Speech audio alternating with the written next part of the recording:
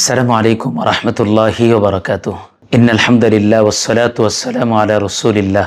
সম্মানিত দর্শক, দেশ এবং দেশের বাইরে থেকে যারা আমাদেরকে দেখছেন, সকলকে আন্তরিক প্রীতি, শুভেচ্ছা এবং অভিনন্দন জানিয়ে শুরু করছি ইসলামের পথে হোক পথ চলা এই অনুষ্ঠানে। আজকে আমরা আলোচনা করব সন্তানদেরকে আমরা কি শিখাবো।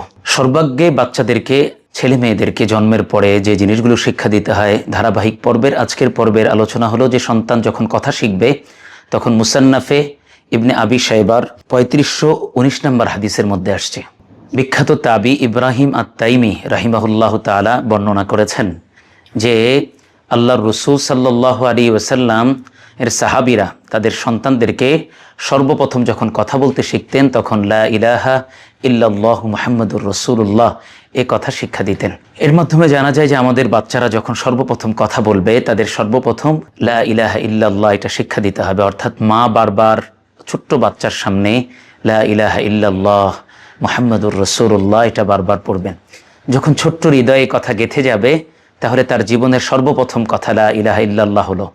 অর্থাৎ সে এক আল্লাহর সামনে আত্মসমর্পণকারী একজন ভালো মুসলিম হিসাবে তার জীবনটা শুরু করলো। এজন্য আমাদের জন্য দায়িত্ব এবং কর্তব্য হলো সন্তানকে সর্বপ্রথম লা ইলাহা ইল্লাল্লাহ শেখানো এবং এর তালকিন দেওয়া। দ্বিতীয়ত, সন্তান যখন 7 বছর বয়স হবে তাকে নামাজের বিষয়ে তাকে উৎসাহিত করা এবং 10 বছর বয়সে তাকে নামাজ পড়ার ব্যাপারে তাকে জোর চাপ দেওয়া, প্রয়োজনে সামান্য প্রহার করা কথাও হাদিসের মধ্যে আসছে। অর্থাৎ কিছু লঘু শাস্তিও তাকে দেওয়া যেতে পারে।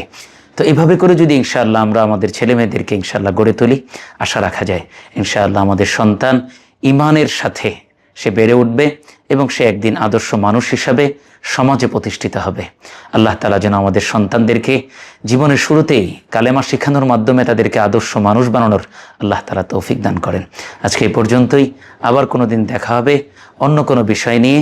ইসলামের পথে হোক পথ চলা এই অনুষ্ঠান থেকে আল্লাহ তাআলা যেন আমাদেরকে সর্বাধিক উপকৃত হওয়ার তৌফিক দান করেন। সকলের কাছে এই চ্যানেলটি সাবস্ক্রাইব করার আবেদন রেখে আমরা আজকের মতো বিদায় নিচ্ছি। আপনারা যদি ভিডিওটি ভালো লাগে অবশ্যই শেয়ার করবেন, অন্যদেরকেও জানিয়ে দিবেন। আল্লাহ তাআলা যেন আমাদের এই আয়োজনকে দুনিয়া এবং আখিরাতের নাজাতের উসিলা হিসেবে কবুল করেন। আমিন।